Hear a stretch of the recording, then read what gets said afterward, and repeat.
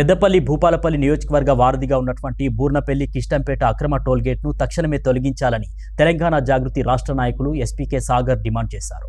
జయశంకర్ భూపాలపల్లి జిల్లా టేకుమట్ల మండలంలోని బూర్నపల్లి కిష్టంపేట చలిబాగును తెలంగాణ జాగృతి రాష్ట్ర నాయకులు వరంగల్ పార్లమెంట్ కాంటెస్ట్ ఎంపీ అభ్యర్థి ఎస్పీకే సాగర్ సందర్శించారు. అనంతరం రోడ్డుపై బైఠాయించి నిరసన వ్యక్తం చేశారు. ఈరోజు జయశంకర్ భూపాలపల్లి జిల్లా టేకుమట్ల మండలం బూర్నపల్లి నుండి ఇటు ఏదైతే కరీంనగరు పెద్దపల్లి ఈ ఏరియాకు పోయే రహదారి ఏదైతే ఉంటుందో ఈ వాగు నడిబొడ్డులో ఈ యొక్క రాష్ట్ర ప్రభుత్వము అంతర్గతంగా పరోక్షంగా ఒక ముఠాను ఏర్పాటు చేసి ఆ ముఠా ద్వారా మట్టి కొట్టించి ఇక్కడ పేద ప్రజల నుండి అధికంగా బెదిరిస్తూ వసూళ్లకు ఏర్పడతా ఉన్నది ఈ రోడ్డును ఏర్పాటు చేసి.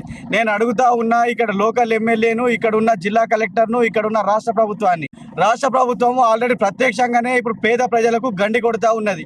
మరి ఇక్కడ ఈ పరోక్షంగా అందరికి తెలిసే విధంగా మీరు గండి కొడుతున్నారని తెలిసినా కూడా ఈ మట్టి ఏర్పాటు చేసి మట్టి పోయించుకొని అంతర్గతంగా ముఠాను ఏర్పాటు చేసి మీరు ఈ నిధులను ఎటు మరలిస్తూ ఉన్నారని అడుగుతా ఉన్నా. జిల్లా కలెక్టర్ తక్షణమే మీరు స్పందించాలి.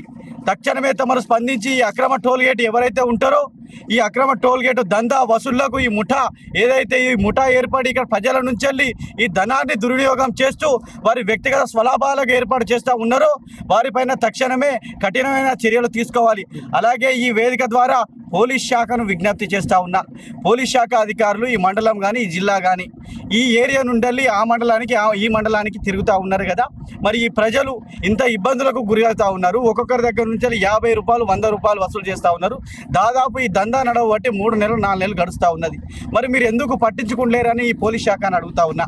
వీరిపైన ఎందుకు చర్యలు తీసుకుంటేనని అడుగుతా ఉన్నా. కాబట్టి స్థానిక సర్కిల్ ఇన్స్పెక్టర్ గారిని అలాగే స్థానిక డిఎస్పీ ఎస్పీ గారిని డిమాండ్ చేస్తూ ఉన్నా. తక్షణమే ఈ ముఠా ఏదైతే ఉన్నదో ఈ ముఠా పైన తక్షణమే మీరు డిమాండ్ చేయాలి, మీరు చర్యలు తీసుకోవాలి.